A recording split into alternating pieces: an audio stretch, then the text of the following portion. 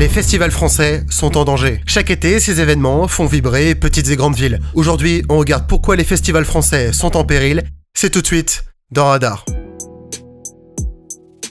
Les festivals sont d'immenses machines. Il faut savoir que la moitié d'entre eux, en France, sont déficitaires et ne rapportent pas d'argent. Ce n'est pas un business lucratif, bien au contraire. Cette économie tenait déjà sur des pilotis avant, mais elle s'est effondrée avec le Covid. La pandémie n'a été qu'un accélérateur des problèmes de financement, de logistique, du manque de moyens qui touchent ces événements. Ce sont des dizaines et des dizaines d'initiatives et de structures culturelles qui se sont effondrées. L'année blanche provoquée par le Covid, en plus d'avoir mis en évidence de nombreuses problématiques, a mis de côté toute une génération qui n'a pas expérimenté ces rassemblements. Au-delà de boire de la bière et d'écouter nos groupes préférés, ils représentent une expérience sociale et communautaire. On partage pendant plusieurs jours un moment commun avec des personnes de tous âges, de toutes origines et de différents milieux sociaux. C'est un des rares endroits aujourd'hui encore où les gens se mélangent et partagent simplement un moment. Derrière cette absence, c'est un désintérêt croissant qu'on a pu observer chez les jeunes qui ne courent plus après ces rendez-vous culturels. On a pu observer surtout une perte de légitimité auprès des institutions ne cherchant plus à les financer. La culture n'est rien sans les aides de l'État.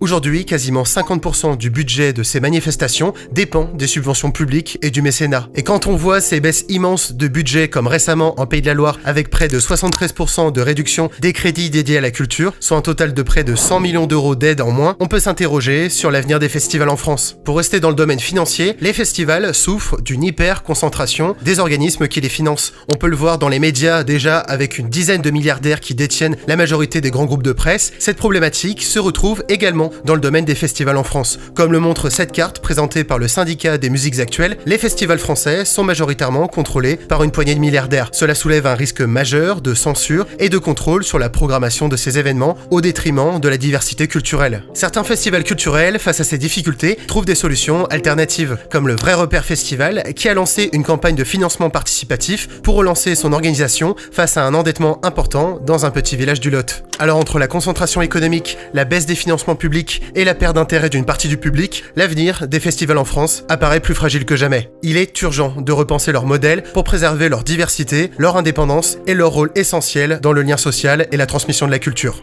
Merci beaucoup d'avoir suivi cet épisode. N'hésitez pas à commenter, à liker, à partager, à vous abonner. Radar, c'est une chaîne de podcast vidéo. On y parle actualité, culture, musique, politique. Merci encore et à une prochaine.